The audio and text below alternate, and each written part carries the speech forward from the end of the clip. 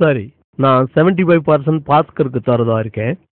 அது போக 25% நாம 5 பேரும், அதாவது ஸ்ரீதர், கோபால், நான், தாமு பேபி பிரிச்சுக்க போறோம். ஆளுக்கு 5% கிடைக்கும். மணி, நீ எங்களை ஏமாத்த பாக்குற. 25% 5ஆ பறிச்சா ஒவ்வொருத்தருக்கும் 5% இல்ல 14% கிடைக்கும் இல்லையா? அதானே வரும். இல்ல இல்ல, கேளுப்பா, நான் உங்களை ஏமாத்த மாட்டேன், எப்பவுமே ஏமாத்த மாட்டேன்.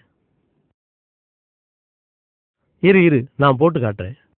இந்த பாத்தீங்களா, 25 5ஆல வகுத்தா 5 வரும். 5 2ல போகாது.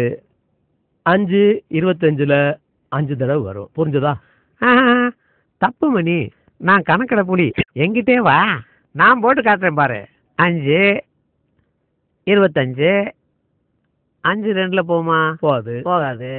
5 5ல ஒரு தடவை போகும். இப்போ 2 சும்மா இருக்கு, அதை கீழே கொண்டு வந்துடுவோம். 5ஆல 20 வகுத்தா 4. கணக்குன்னா இப்படி போடணும். 25 5ஆல வகுத்தா 14. ஓ நோ, நான் உனக்கு புரிய வைக்கிறேன். இதோ பாரு. 5 5 தரம் 5 5 5 25. பாரு, நல்லா போட்டாரு கணக்கு.